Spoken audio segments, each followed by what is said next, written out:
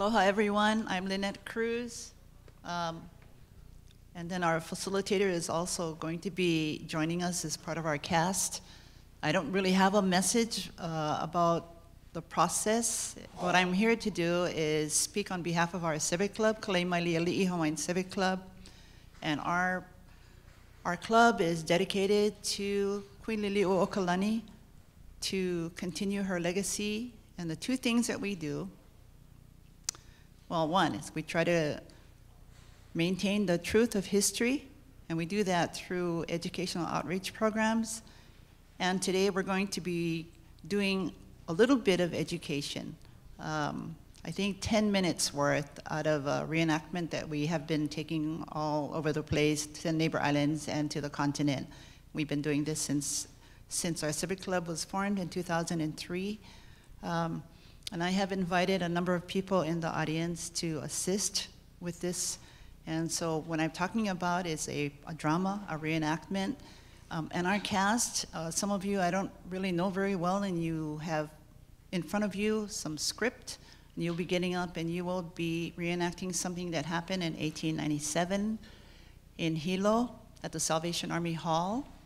We're going to begin with Mrs. Campbell entering and being Mrs. Campbell, who was invited actually by the Hawaiian Patriotic League members to speak at the Salvation Army Hall on behalf of the Queen.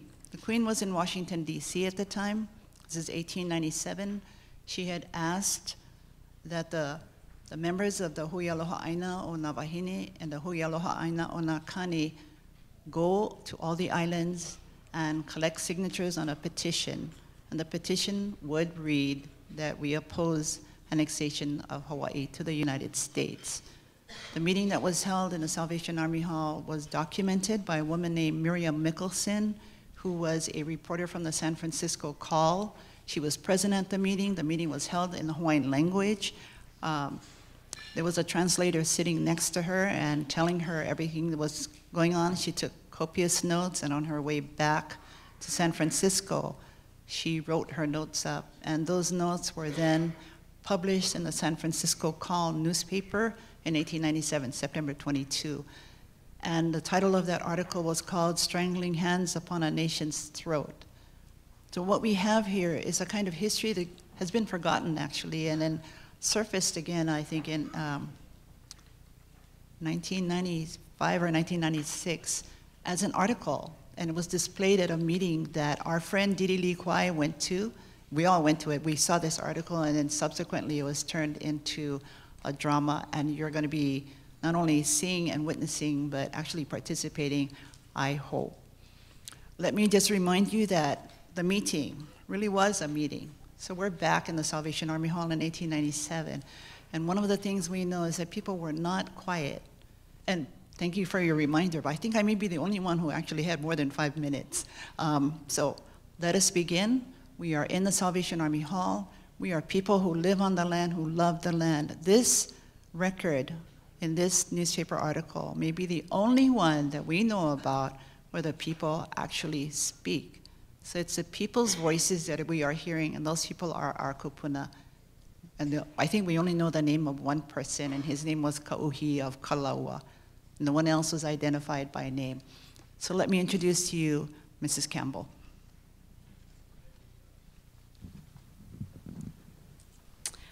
E kupa'a e ku'u mau hoa aloha. Stand firm, my friends. O ke aloha I ka ʻāina, he mea nui ia oe a mea u, ma mua o na mea po. Love for the land is more important to you and me than anything else. E koa, e ikaika, e vivo ole me ka ho'omanawa nui. Be brave, be strong, be fearless and steadfast. Our time will come. E hiki mai ana ko kākou wā e kākau inoa I ke ia palapala ho'opi'i, nā po'e I aloha ia Hawaiʻi. Sign your names to this petition, you people who love Hawaii. E hia lā e kākau inoa ana. How many of you will indeed sign it?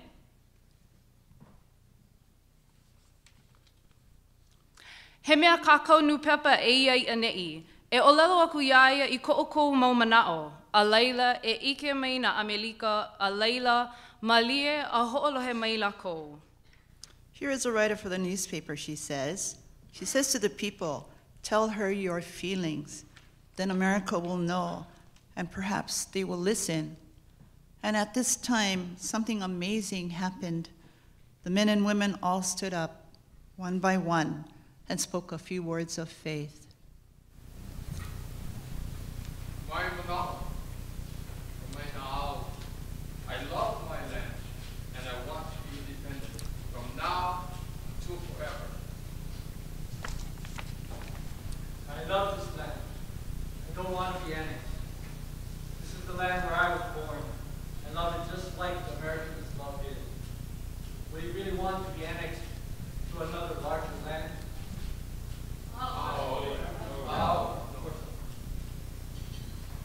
I'm very strongly opposed to an annexation. How dare the Americans rob a people's independence? I want the American government to do the right thing. America helped to overthrow the authority. She must be restored. We will never consent to annexation.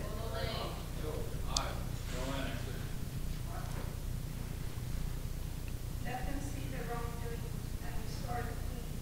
If the great nations were fair, they would not take our land. I will never consent to annexation. Say to America, I don't want annexation. I want my beloved queen. That speaker, she is a good woman. She is a Christian, an honest person, kind and charitable. I oppose annexation for me and my entire family. No annexation. No annexation. I'm speaking for the people behind me. They cannot enter, therefore they cannot speak. They told me to say no annexation. Never. I'm Kauikeaouli, place we call ʻāina. Our group has 300 members. They have sent me here. We really oppose annexation. All of us. I love my land and oppose annexation. We look to America as our friend. Let her not be our enemy. I'm telling you the truth. The great majority of the people of Lā Hoʻihoʻi completely oppose annexation. They are fearful that if annexed to America, their lands would be lost. The foreigners would gather the benefits, and Hawaiians would be put in a worse position than they are today. I am a mail carrier. Come with me to my district and I will show you 2,000 Hawaiians who oppose annexation. We all stand to show love for our country and the Hawaiian flag, not the American flag.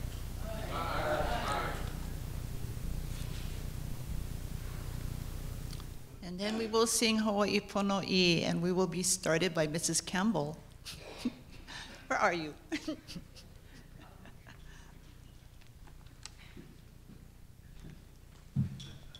Oia, e kukako I luna.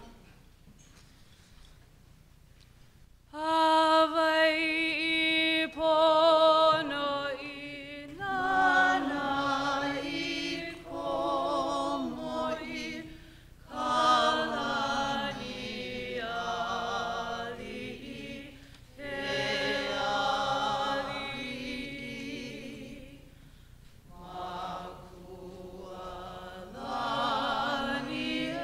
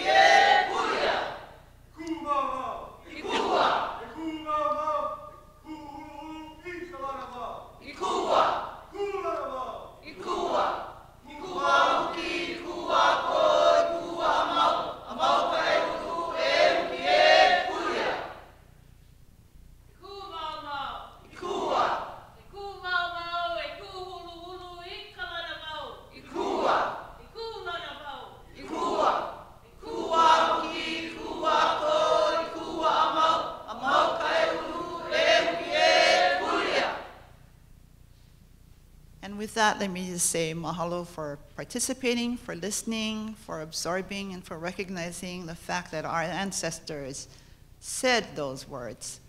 Exactly what you said from the floor. They said it. And somehow it seems to me and to many of us who do this work that those words have come down to us for a reason. And that we should consider what it is that we really want and what they fought for and what they wanted, and see actually where we are in alignment. Mahalo.